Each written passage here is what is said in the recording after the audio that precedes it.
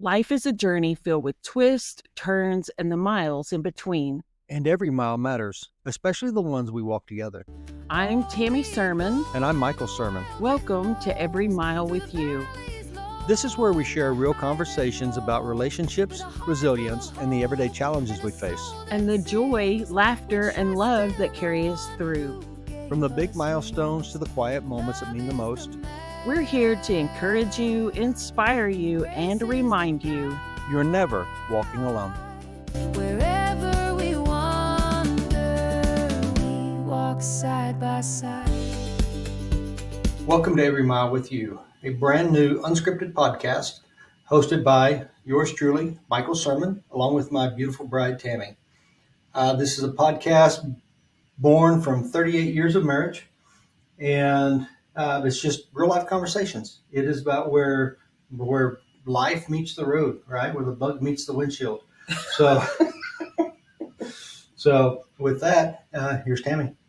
Hey everyone, thank you guys so much for taking time out of your crazy days to spend time with Michael and I. We hope that this will not be the only episode that you listen to, but we hope that you'll hang out with us every time we come together. Oh, absolutely. Yeah, so we actually have I have another podcast. It's called Lead Well, Live Whole. It's about holistic leadership. And Tammy joined me last week as we were recording one of the episodes on encouragement. And then today, as we were getting ready to record a follow-up episode, we were talking about, the burden on our hearts and the burden, of a message of speaking about certain topics and certain subjects, which didn't necessarily fit into that other podcast. And I just said, hey, Tammy, why don't we start a podcast? Or actually, I said, why don't you start a podcast? And then it's like, well, actually, we can start one and let's just talk. So it's just a conversation, right? It's about life in general. Isn't it crazy how things are just born out of thin air? A lot of times through conversation, they're birthed. And after you prayed with us this morning, it just really resonated with my heart that this definitely is an avenue that could not only help us be able to just revisit some things from our past that we enjoyed, things that we maybe didn't necessarily enjoy, but we grew from them, and just a time of being able to share with you guys some of our heartaches and our triumphs, and hopefully we will be an encouragement to you guys, and we have no doubt that as you guys come and join and visit with us each week, that you'll be a major encouragement to us. Right. Yeah, no, absolutely right. We have lived a very, very rich and full life, right? Yes. Not always easy. We've had our struggles, right? But we've had fun. We've had adventure. We've not been afraid to chase the magic that was there, right? That go down that unexplored road, and sometimes begrudgingly on my part, but it's just part of life together. And we are currently in a change, right? A seasonal shift or a seismic shift, really, because I've always worked in corporate America. I was also involved in politics. And when I say I really meant we, because we do it all together. Yes. Right. But worked in corporate America and left that in March or April, beginning of April of this year, to really start pushing the coaching, the teaching, the book writing, which evolved into also music writing, which was kind of crazy. Tammy has always written, right? We have some children's books that she's written and we published. We have our own publishing company. It's a small one, right? It's nothing big and fancy, but it serves a purpose. It serves our needs. And we just, I don't know how, but we just suddenly started writing and producing songs. So we started our own production company with that. And then between the, writing the books and the different things that we're doing in the podcast, Riley just decided that, it's time to focus on the kingdom work. It's time to focus on doing that which we have within us that we believe and feel that we're supposed to be doing. And this is just a great season for it. And we know that we're kind of in a limbo transition right now, if that makes sense. because eventually we're going to just kind of downsize and just grab our trailer and get on the road. So we'll do a lot of these recordings and a lot of the stuff we'll be able to do it from the road. Never lose our home base, but have that right. We just have some things going on we've got to get taken care of so that we have the freedom to be able to do that.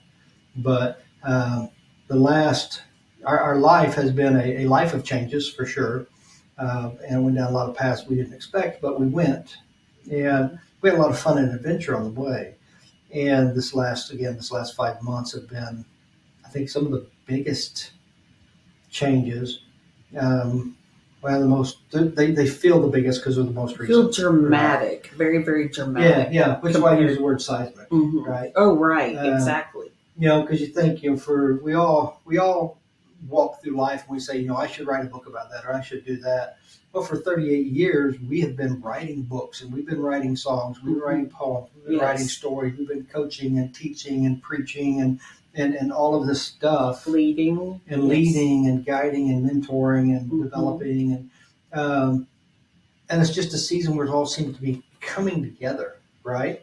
So, yes, everything's just coming, it's weaving together like a big, beautiful basket. Yeah. It's just holding everything and all encompassing of basically a culmination, curated basket of both of our gifts, our talents, and what God has helped create within us, and us allowing Him to use us as instruments. Right. We finally have gotten, I guess, to the season in our lives that it's crazily coming all together. it is. And who knew that, we all go through these amazing seasons in our lives where certain gifts and talents are brought to light, but sometimes through life circumstances, they get set to the side and become dormant. And we always want to go back and revisit those things. But for whatever reason, life circumstances keep us from doing so. And it is just fantastic. I think both of us have just been absolutely fascinated with all the facets of our ministry, how they have just started I don't know. It's like an unearthed jewel that is being unearthed. Yeah. And you see a glimmer of it. You can kind of see it shining. But over the last I'd say last 2 months especially, as we're unearthing all of this jewel and its beauty, it's emerging into just this. Yeah. I don't know, it's incredible. Now Tammy makes that sound like it's a kind of a Snow White episode, right, where the birds come flying in and they put clothes on you and they do all that for you. The reality is the unearthing and the cutting of the jewels is incredibly painful. It right? has been very, very, very It painful. has those moments of dejection, those moments of rejection, the stress, the change, the giving up of the safety net and jumping into something that's new. Because I knew back in 20 during COVID, we looked at stepping out and doing something, ended up going a different route. But at that time, what really hit was, we've spent our lives making hundreds of millions, billions of dollars for other people, right? Different companies and stuff. And there comes a time that you have to decide if you're going to continue doing that and just rest in the safety net, or if that net becomes a trap and you've got to get out of it so that you can step out and do your own thing. Because what we've really looked at this year is resetting our lives, resetting the focus of our work, and be far more kingdom minded. Now, granted, we've always been ministry minded, right? We've always been people oriented. We've always wanted to serve and to give and do all of that. But there's a difference when you start thinking about everything that you do and everything that you have is for the kingdom, right? And I guess some of the best ones I could think of it is, we had some real good friends, uh, Brad and Sherry Davis, and then Daryl and Renee Craig, that, years ago we were involved in kind of ministry and running together, that kind of thing. And they kind of both couples approached life as everything they had was for the kingdom, right? Exactly. So we saw that. And now, Brad went on to be with the Lord. So Sherry remarried a very good man named Danny Doolin, and they lived their life the same way, right? Yes. They have a cowboy church that they started, and they opened up their home, and they do all that. Daryl and Renee are still Daryl and Renee out there just living life on fire for God. And for us, that's what being kingdom oriented was. It's not about the show. It's not about the title. It's not about the prestige. It's not about any of that. It's just understanding that what you're doing is either for God or not for God. And it can either be owning your own business, working in a company, or doing whatever, going to the grocery store, right? Any of that. And during this season, our focus, our choice, really, for me, is really about being far more kingdom oriented. Exactly. I just want to serve in a mighty capacity that says, God, please let there be less of me and more of you, and help me to love the way you love, Lord. I know I've always tried my best to do that, but it's so funny whenever um, hopefully that is all of our missions. But the thing is, whenever you actually put those ideas and those words out there where your heart truly is, and you're just saying, I just less of me, God, and more of you.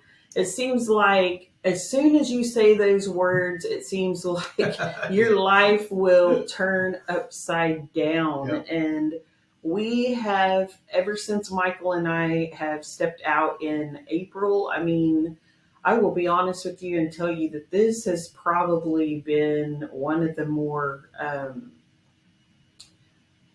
darkest moments, I think, that I Sure. have struggled with myself personally. Now, Michael and I's relationship, I feel, has grown so beautifully. Although, he's used to his space and I'm used to mine, and it's taking some getting used to in that aspect. I feel like we have grown in so many areas in other Yeah. aspects of our life, but we have had some serious, serious challenges. And as Michael mentioned earlier, after you make a statement, a faith statement, and you step out to do something that you feel that God is pulling you and calling you to do, and you take that faith step, oftentimes, more than not, Satan is going to rear his ugly head, and he is going to try his level best to distract you, cause so many different things to try Yeah. to upset your journey. But you just have to keep your head on straight, keep your head in the vision that Oh yeah. God has called you to. Oh yeah. Because I mean, let's face it. It rains on the just and the unjust. And before we lead anybody to think, oh, look at them, they're how holy they think they're being. That is definitely not it at all. Absolutely not. Because I can promise you, this was a very uncomfortable point to get to. Very Right. uncomfortable. Lots of prayer went into this before we ever stepped into this. But if you think about it, though, really back way before 2020, this started. Right. Mhm. And even then, even though we're Mhm. busy, right, we moved to Missouri, we bought a farmhouse, we redid it, had a job in Missouri, Mhm. integrating that new plant, a new company into the company I was working for, then coming back here to Oklahoma, and then, the stepping into that executive role, right? All of that was happening, but at the same time, there was something missing from it. There was that draw, and there was an emptiness that was there, right? Yes. And then, so about a year ago, when God really started dealing with us, and I told Tammy, I said, I really believe in March that there's going to be a major change in our life. And, so we talked, and she said, what do you think it's going to be? And I said, I have no idea. But it's going to be big. And then and it's funny because I had the same conversation with you after you had, I'm like, yes, I do feel like something just, I don't want to say, well, drastic, very drastic, something that, would totally rock our worlds. I really felt deep down. That makes no sense, right? Right. Honestly, the move made zero sense. Mm-hmm. Financially, it was a horrible financial decision. It was horrible financial. If you look at it from the natural eye, right? Yes. Engagement, it felt like it was horrible because where I was at, I was in a position that allowed me to actually engage across the company at all different levels of organizations and have that impact. And then suddenly now it's just us here. And we're creating this content, and we're getting the content out, and we're celebrating when we get 3 views on it, right? Yes. And it's like, wait a minute, but God, we really believe you called us to do this. So if you did, then why are we not getting the engagement that we think that we should be getting? But then we talk to people, and people's like, I listened to this, or I saw that, or I did that, and it was good, and it was amazing. I'm like, but there's no indication in any of the metrics that happened. Right. So then it became that battle of, is this about getting those responses and that affirmation, which we all want and need at some level, or was it really about doing what we knew we were supposed to do, right? Mm-hmm. And a real good friend of mine, Kevin Taylor, pastors a church in Collinsville. He and his wife, Kevin and Leanne, they have Shekinah Ministries. He told me one time, he said, for such an intelligent person, you make some very stupid decisions. And I think all our friends and sometimes even family feel that way. And it's not necessarily that they're stupid, it's something they didn't make sense because it's outside of The norm. what conventional wisdom would say to do. Right. Right. So, but we've never just jumped out and done anything. Maybe we did it a little quick, even though we knew we were being guided to do it. Maybe we stepped out just a tiny bit quicker than what God would have meant. But God has always blessed our efforts because He sees our heart, and He sees what we have. He sees our willingness for sure. Yeah, when we, and we're not saying this trying to pat ourselves on the back or give ourselves an attaboy, but when we feel God leading us somewhere to do something, we do it with a full heart and with full intention behind it. With reckless abandon is the way I would describe it. With reckless abandon, yes. So, again, we don't throw wisdom out the window, but sometimes what to people on the outside see us make a shift and pivot in our life in whatever way, and they're like, well, that happened, came out of the blue. Well, it really didn't come out of the blue for us. Well, we've been talking, we don't share our entire lives with our friends and family, even though we have been very transparent and open about our ministry and just our life in general. We are basically an open book. Still, we have wisdom as a husband and wife, and we keep things to ourselves. Right. And so, there's times that they're like, well, this is so out of the blue. Well, no, it wasn't necessarily out of the blue. We had been thinking and praying and feeling directed to do those things. Right. So in 2019, 2020, we launched Sweet Dreams Publishing, with the idea that we would develop the Penelope Whipple Dimple series of books, and the Life with Lily and Doc, which was based off of just stories from Tammy's childhood, right, and our life together. And Life with Lily and Doc stories, yes, not the Penelope Whipple Dimple. Right. Those were created for because our grandchildren loved foxes, and I couldn't find enough stories in the library, and so I started creating these Oh, fantastical they're little fun. Yeah. characters. Just emerged from the imagination to share stories Yeah. with the grandkids. Yeah. And they're really good if you don't have them. Anyway, so we launched Sweet Dreams Publishing to start that, and then with the intent that we'd be able to pull in some other people's manuscripts and we would publish them. And so we've had that, and we just kind of fingertipped it after 20, or about halfway through 20. And then, this year we really got focused on pushing that again and really starting to develop what we got. And then, of course, I've got 30 plus years of writing, different manuscripts. I've started finishing them up this time. So, we've really got pushed a lot of those out. We have a couple other authors that have, that now we have under the banner. But so we're doing all of that. And, Tammy has songs that she started writing. For first year we was married, she was writing songs, right? Songs and poetry and different things, and myself as well. And then one day we thought, why don't we just go ahead and start finishing some of those and see about that. So we started pushing them, and then we launched Woven Roads Productions. And that was birthed through one of the books that we were working on.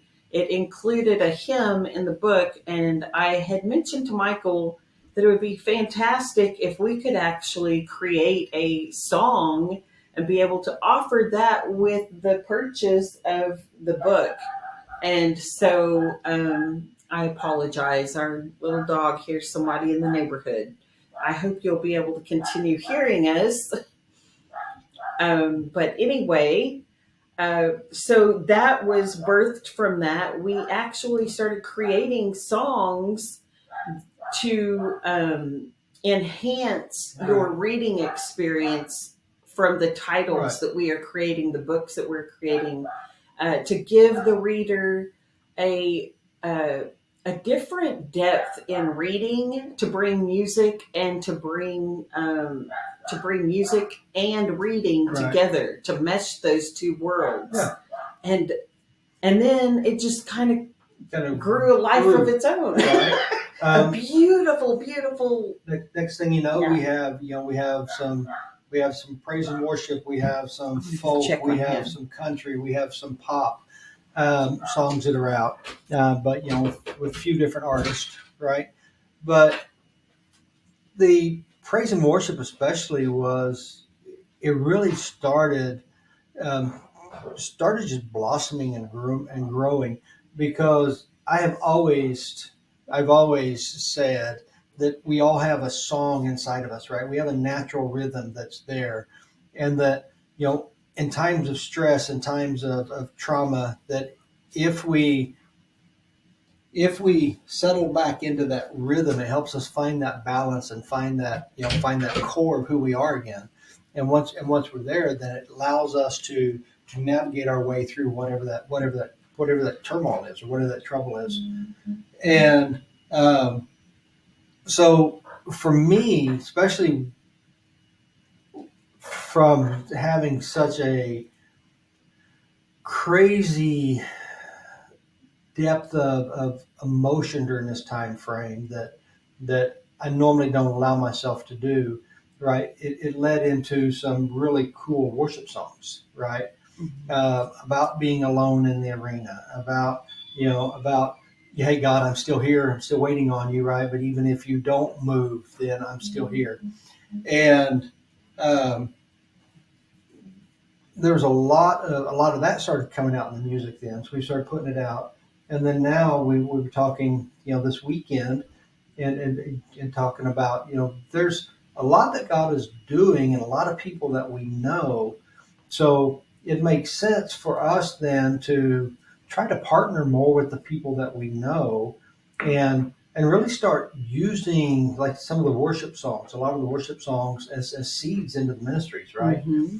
Getting the songs, getting the chords, right, and all of that into the hands of some of these praise and worship teams, not for the goal of selling the stuff on on any of the streaming platforms, but just so we can get it To out get it there. into the hands of the people. Because they're for hands and the healing, hearts. right? The hands and Yes. hearts, because they're for healing the homes, they're for healing the church, right? Yes. One of the songs is "We Forgot the Flame," and it's about the church that got so caught up in the actions and in the emotions and in the programs that it lost sight of the fact that we have a calling, we have a purpose that God has equipped us for. Yes. And we only fulfill that when we submit ourselves to it corporately and individually, right? Right. And then that then goes into the homes, and the healing process begins in the homes, and peace comes in where there's currently chaos, and deliverance where there's addictions and all that kind of stuff.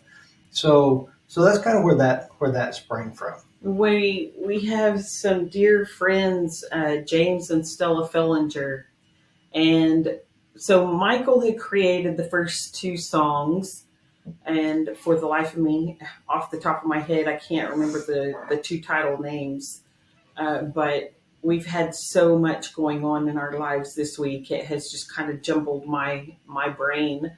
But when we created those, we sat down with them and asked them their opinions. And we had also written, they're going through some things in their own lives, and and so it impacts us because we love them so dearly, and we have been through so many things in life together. Our children, we graduated high school together. We've grown our children together. Now we have our grandchildren. We've traveled together. We just do life together. Yeah. In fact, we refer to each other's brother and sister, right? Because they're such an intricate part of our lives, and so knowing that they're going through some of the things that they're dealing with and things that we are dealing with, it's just the oddest thing that we're, when you have your friendships and things, usually your friends, either they're on what I refer to as the high road and you're down in the valley, or you're on the high road and they're in the valley, and you're there lifting and encouraging one another the entire time. Yeah. And at this particular point in our lives, I don't know if ever in our friendship, if we've all ever gone through so much together at the same time, yet such separate different things. Yeah. But so we shared with them that evening in their home, and we all just cried together, and it was such a healing. And to know that they just were so encouraged by the words that were inspired through the pain, through the things that we've been experiencing and encountering, and not necessarily even encountering, but it's just when life happens, a lot of times it causes you to just rethink about life, and it gets you to thinking deeper. Right. And so a lot of times that's the way songs work, when you're writing, when you allow yourself to deepen in thought, so many other things emerge. Well, I mean, writing a book, writing a song, writing poetry, doing art, painting, whatever, it only has the emotion you put into it. Right. So the authenticity of it comes from the pain, from the joy, from your experience, right? Otherwise, it's just a newspaper article that you wrote. Right. And with no offense to newspaper articles, but there's no depth to them. It's just passing information. So the three songs was three songs that night. It was Still Waiting, Still Yours. Right. It was about, hey, God, I'm here. Even if you don't do anything, I'm still right here. But in the meantime, don't forget me, because I'm still here, right? And I'm still trying my best to be faithful to you. Right. Still, and it ends with still waiting with broken hands, right? And then there was From the Barn to the Battle, which was I love that one. It's powerful. It's based on the life. Both are beautiful. That one's based on the life of Gideon, right? Right. And where he's hiding behind the barn threshing from the Midianites, hiding it, and the angel appears and says, "You're not who you think you are," right? Right. And the song is about turning your whisper into a battle cry. Right. And then the third one was fill the gaps. Yes. Right? Tammy told me years ago, and I forget the name of it right now. In Japan, when a piece of pottery is broken, instead of throwing it away, they fix it, but they fix it with and they color it with gold cracks, right? They paint it over with gold, so they celebrate the joy of those cracks and the brokenness. Celebrate the brokenness. So fill the gaps was based off of that concept, right? Is God, I'm here, I'm here, I'm broken. Come fill the gaps. Holy Spirit, come fill the gaps. Yes. And let's celebrate. Don't hide the scars. Let's celebrate what you brought me through, and as you're bringing me out of it. So it was all really kind of timely for where we all are in our lives right now. But they also, I think at that time, I think it was probably on Still I Wait. James, we got finished with that, and James says that needs to be in every church in the world, right, in the country. And we personally we felt that ourselves, because such beautiful, empowering, not just powerful words that are sung, but they're empowering words to the spirit and to the soul. I mean, you cannot hear this song unless if you're distracted and you're not truly listening to the words. You cannot listen to the songs without your heart feeling so drawn to the emotion that is within the words and within the, I don't know. I can't, it's just one of those things that, we're stepping into a ministry now that, even though we have both written music over the years, we have never written words like this. And whenever you put words with music, oh my gosh, it just merges into this magnificent masterpiece is what I was trying to say. But don't take our word for it. Right. Go to any streaming service and look for the artist Echoes of Sunday. Yes. And you can hear these words. Yes. And then just open yourself and allow God to flow into you. And use you. And because that's what it's all about. And for years we evangelized, and it seemed like every door that opened was on the other side of the state or in another state. Mm-hmm. And there were a lot of times we would go and we would make a 6-hour trip to evangelize and have 3 people show up. There were times, weren't there? Yeah, so a few times. There were a couple times. More times than one. Yeah. For sure. And we would... But we never did it for numbers. No, we didn't do it for numbers. Definitely did it for money. But it can be discouraging whenever you get there and you say, God, I know you sent us, but... Well, and it was for a while, right? It went through a season where it started getting discouraging. I'm like, God, I don't understand it, right? Mm-hmm. Because when I pray and when I'm seeing this happening, I'm seeing massive crowds. Yes, yeah. And I remember that God spoke to me one night, and he said, I have them lined up for miles to speak to the crowds. Mm-hmm. But who will go to the one? Who will go to the few? And so I went back to Isaiah, and it was like, here am I, Lord, send me. Mm-hmm. Right? Show me. I'll be willing. I'll be willing to do it. I believe in that you're going to make the way, and you're going to provide. And he always did. Right? Yeah. And he always will. But you don't know the impact of that small beginning. You don't know who you're going to talk to that God is going to use you to speak into them, that then is going to go out and be that fire that sets an entire nation on, right?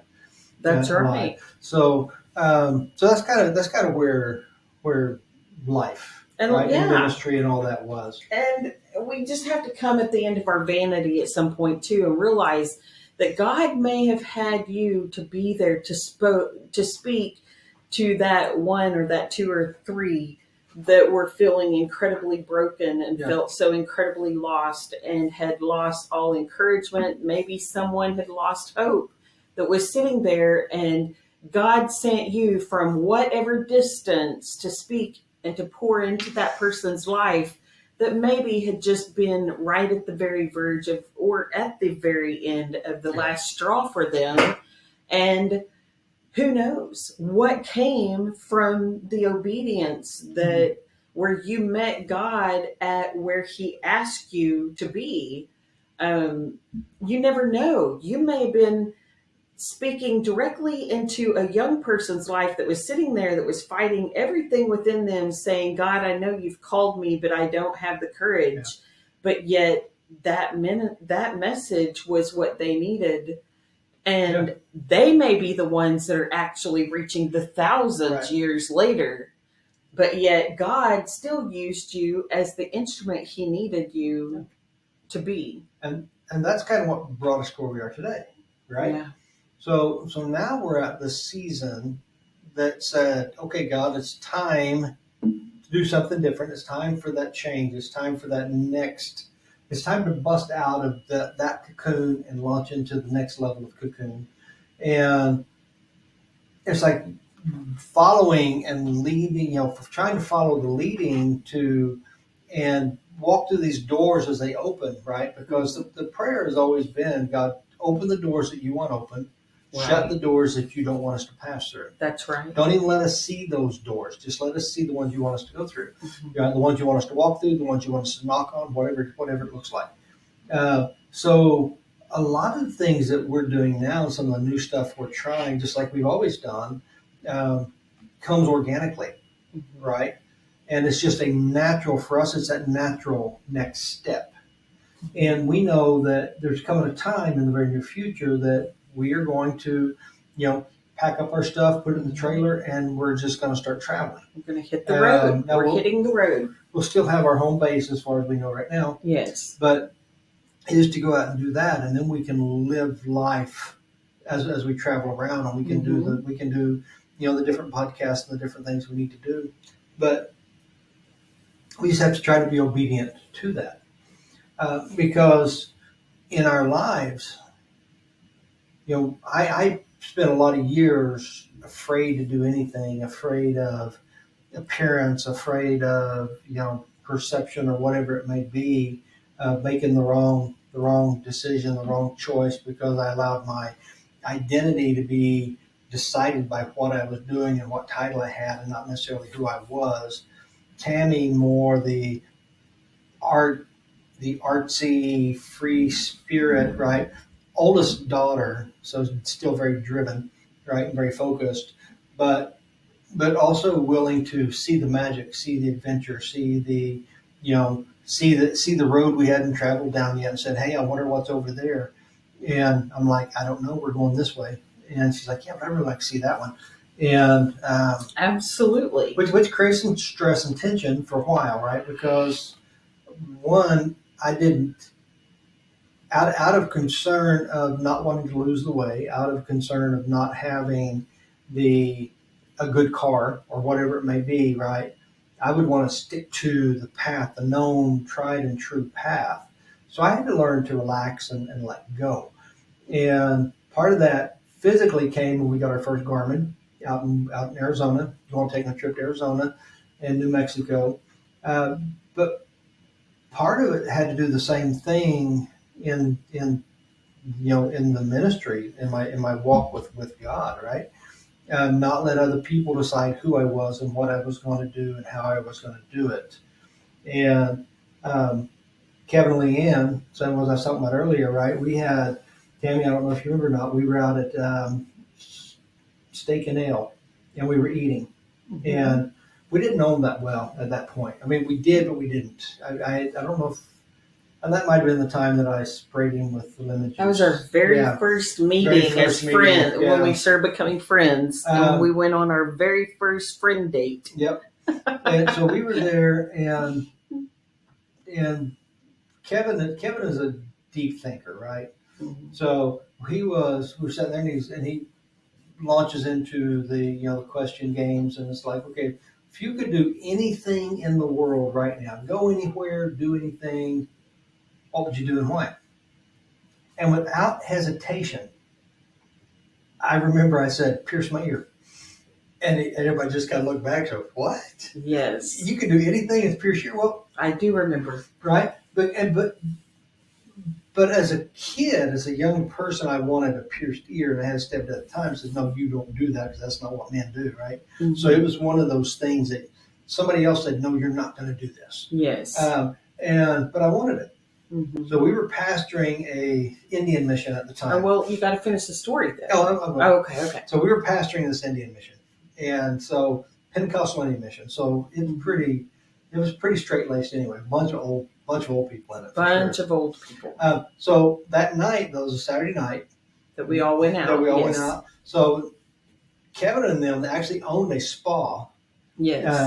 A day spa. A day spa. And they were like, hey, let's all go get our ear pierced. Because it was like, what? Yeah, they owned a day spa, but we're youth pastors at another church over in Sepulpa. Yeah.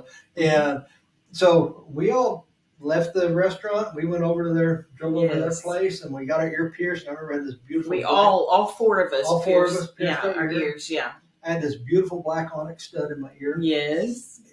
And not knowing, really, actually not even thinking at the time about the church. But the next morning when I'm getting my suit on, I realized he realizes I got to go to church. Oh my! And this is not. Kevin at least went to a pretty open church as far as. Well, they had a big youth group and everything too. I mean, Kevin had the hair done, was really short on the sides, and had his hair done kind of an eggplant color, so that depending on the sunlight, it could be the purple or black. That's right. And anyway, so we go to church next morning, and at the door greeting everybody as they're coming in, and I remember this little Cherokee lady. She must have been 1,001 years old. The sweetest little old lady ever. She was, but she didn't have a thought or opinion you didn't know. Well, that's true. Right. That is true. So she was coming by, and she gave me the hug, and then she started to walk off, and she stopped and she looked back and she said, I despise men with earrings. And I probably blanched at that point. And she was like, but it looks really good on you. She said, but brother, it looks really good on you. And then just turned and walked off. Now, and me and you just looked at each other like, oh my goodness. Yeah. So, but I didn't keep the earring long, right? No. Probably only a couple of days. Because he kept playing with it. Got it infected. Got infected. The ear infected. The earring, yeah. So I took the earring out to let it heal and just let it heal up. I never wanted it since, right? So it's never I need to go back and do that.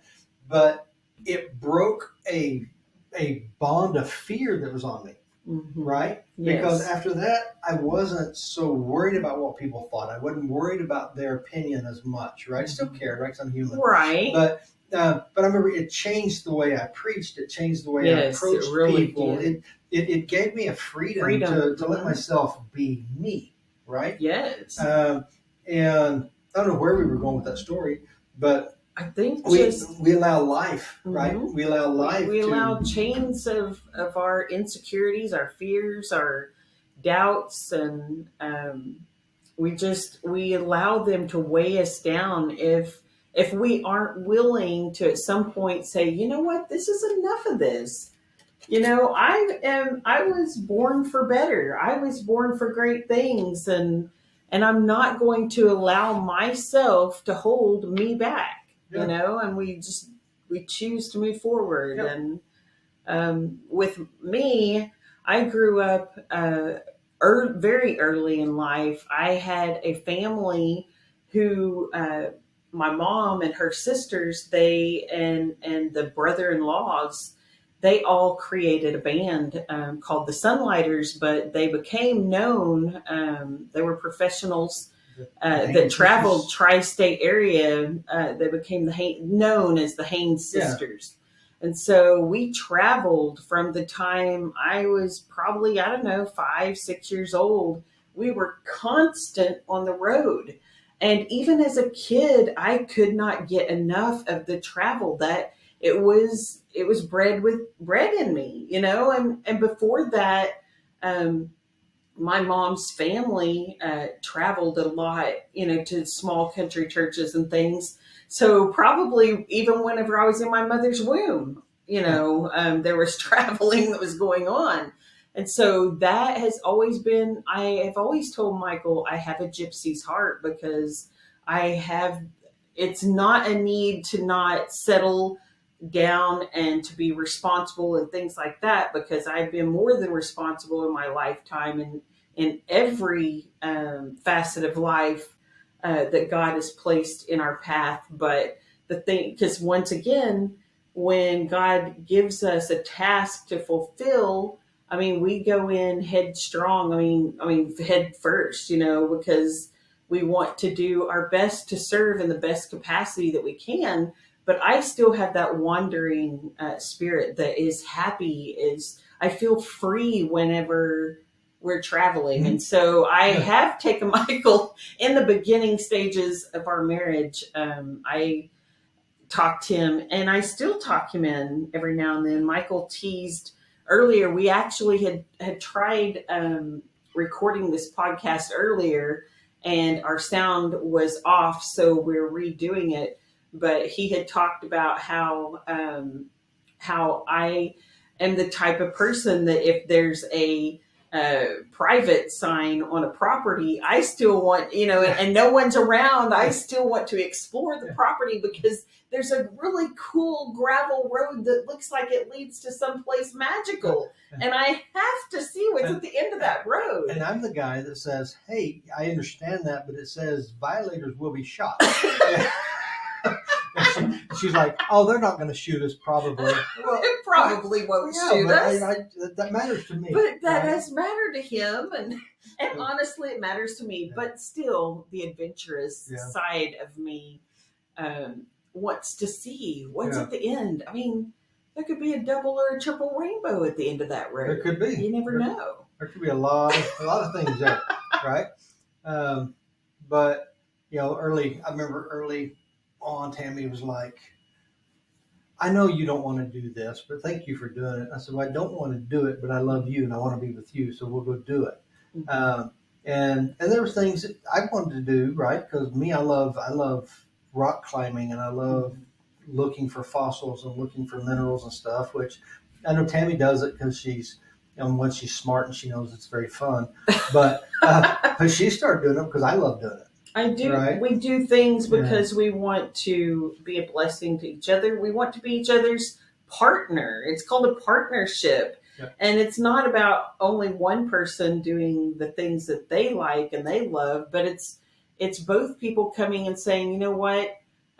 Just like whenever my mom and dad first got married, I was told that my dad spent a lot of time helping my mom in the kitchen and helping pitch in cooking meals and things. And in turn, when they were building on their home and things, she would be right out there handing him the hammer, the nails, helping him nail up the foundation, whatever they were working on when they were renovating old homes when they were young. It's called partnership. And I witnessed that as a young child. And so knowing that I had a husband that whenever my very first mission in life, where it was for Michael and I to take an old, it was a 1912 farmhouse, 1905. a 1905 farmhouse that had eventually been deserted. But when we first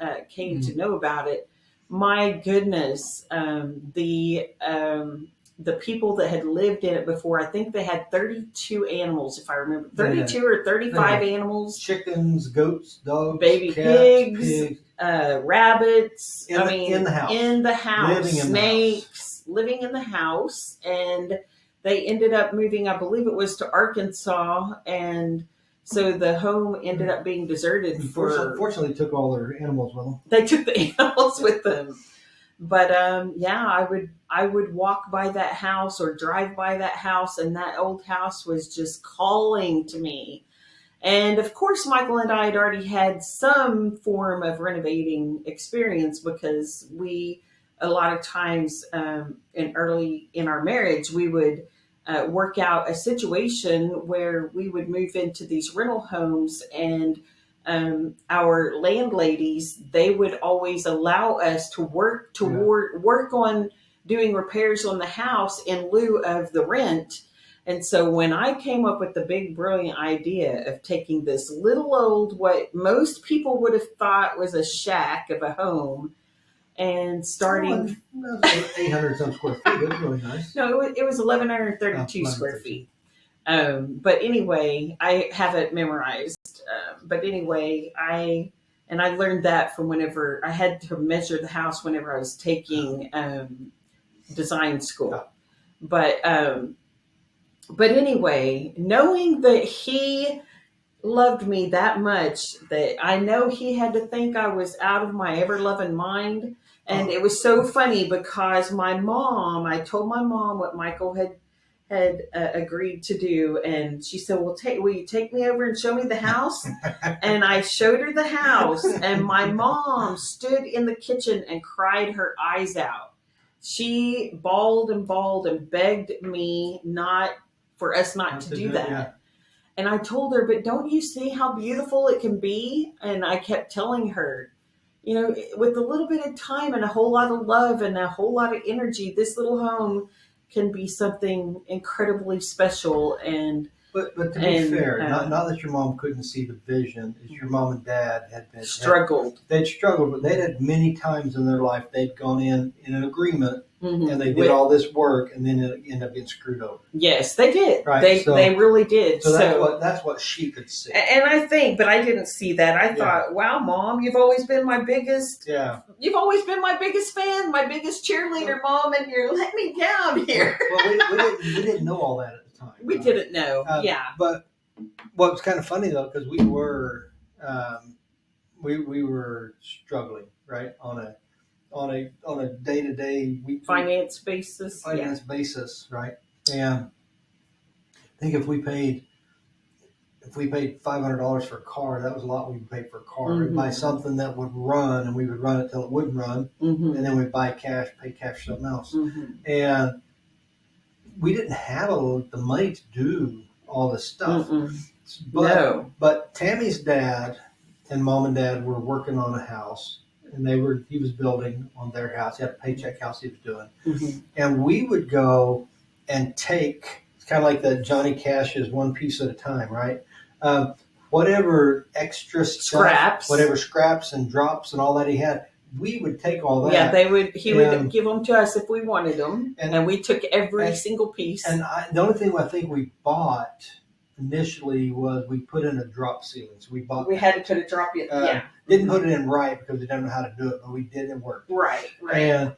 But the trim, I bet we didn't have a stretch of trim in the house that was longer than 3 foot. Right. Well, we might have had some 5 foot. Maybe some 5, but it was small pieces that were just kind of put together. But we were grateful for that wood. But we were grateful, right? We sure were. And I remember that I learned that the color frosted pumpkin was a real color because Tammy painted we took down part of the wall, and when you walked in the house, it was the bottom half of the wall was one color, the top was another. But on the other side of the half wall, which was the dining room, it was just the exact opposite. So what was on the bottom and the front was on the top? No, it was 2 different color tones. It looked the same to me. But one room was green, the other one was they weren't garish colors. They weren't together? I thought they were all the same. No. I thought half was green, half was orange. No. One room was green. Oh, okay. 2 shades of green, and another room was 2 shades of a pumpkin color. Right. Yes. But it was so funny because Tammy discovered those little sliders that you could put under your furniture, and I never knew when I got home from work how the house was going to be arranged. Yeah. So, or what it was going to be painted, because I bet for a while it seemed like every month the house was being painted a different color. I design and creating new things was in my bloodstream. Right? And she could either do it on paper and see it, or she could do it and she decided to do it in real life. Well, because I had helped my mom and dad work on houses and things, and so to me, that was a new sign of breathing life inside the 4 walls and loving on it. And giving it a new presence. But she did 95% of the painting, and I would get home. I would have to just do do the cut in, top of the cut in at the very top of the ceiling. Right? So I mean, it was a lot of fun, and it was interesting though because we learned so many things. We didn't get bored for sure. No. And I think that's the house where we actually put in the fruit cocktail tree. Yes. We bought a tree that had 5 different fruits that were grafted into the same trunk. So we put it in with this big dreams of for years to come being able to go out and didn't realize that didn't realize that they would all eventually become whatever the main trunk was. The main trunk. So the main trunk was plum. Yes. So they eventually all became plum. Yes. But it was fun for a couple of years. It was fun. It really was. But I think definitely a conversation starter. It was, but it taught us a lot of lessons, right? It taught us that it's important which trunk we're grafted to. That's right. Because we're going to become like that. I love that. Right? Yes, that's true. And as believers, as followers of Christ, if we focus on that and we allow ourselves to be part of Him, right? And part of the vine, I guess he calls himself the vine. Yes. Then allow Him to flow through us. It won't always make sense and won't always go where we think it should go, but it always goes where it's supposed to go. That's right. Because Romans 8:28, I think, says that all things work together for the good of those who are called. Yes. Right? I believe so. And yes. It doesn't say all things are good for them, right, or good to them, or feel good at the moment, but it says they work together for the good. Right. And I think that's what I'm hoping out of our discussions in this podcast as we go forward. That's really kind of the message that people understand. It's painful. Right. First time I was laid off, I went home and just you're pregnant with our oldest son. I just laid my head on your lap and I just cried like a baby. And you're like, that's okay. God's got to take care of it. That's right. And God did.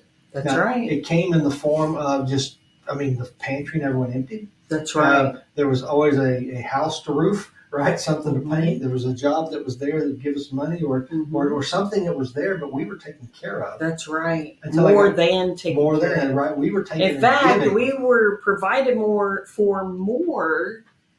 during that season than we actually were while you were working. I know.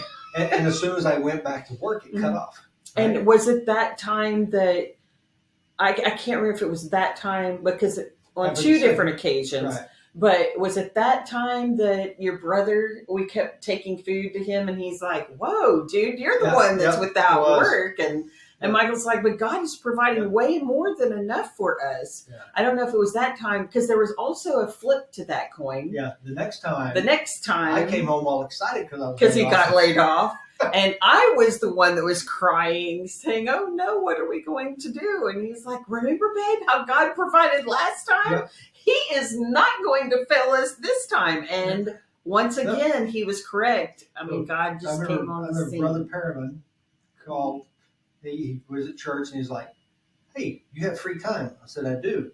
He said, well, I need somebody to come over and paint my house for me. Mm-hmm. So I went over and painted his house. And it was ugly. I mean, my paint job was horrible because I was not a painter by any means. I don't have a clue. But he was gracious, and we eventually got it worked out so it looked good when we were done. But I remember it was probably the next week after we got finished, and was at church, and he came in. He said, "It was the dangest thing." I said, "What?" He said, "I walked out this morning, and all that paint you put on the house, it fell off. It didn't stick." I've never heard this story. He said it didn't stick. I'm going to have you come repaint. And I said, "Oh, what?" I remember you painting the house twice. Well, not for that reason, because it's so good the first time. Oh, but he was like, I was like, seriously? And he said, "Brother, you're supposed to have more discernment than that." No, it didn't fall off. Paint doesn't just fall off. But I do need you to come repaint because I don't like those colors we picked.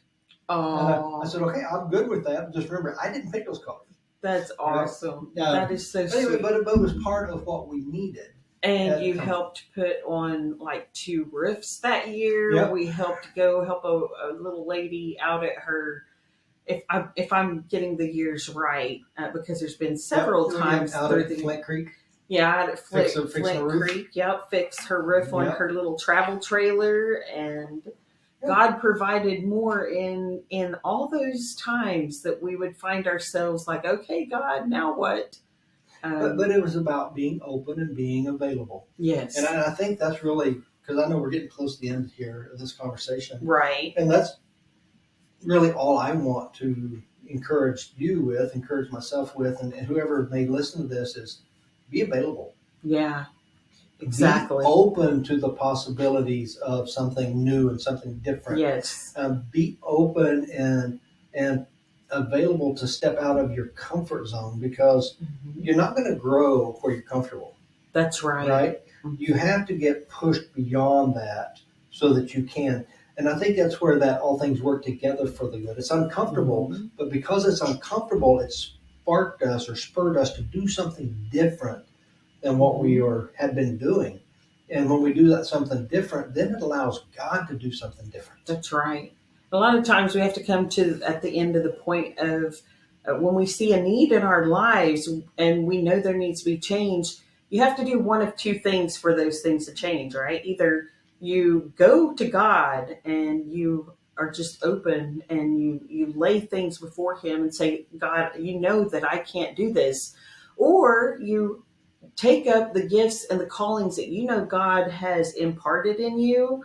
A lot of times, you take two separate roads, and oftentimes, if we're wise, we'll mesh those two things together. We'll take those gifts and those callings that God has called us to, and we say, okay, God, I know you have given me gifts in life that can help us steer through whatever this is.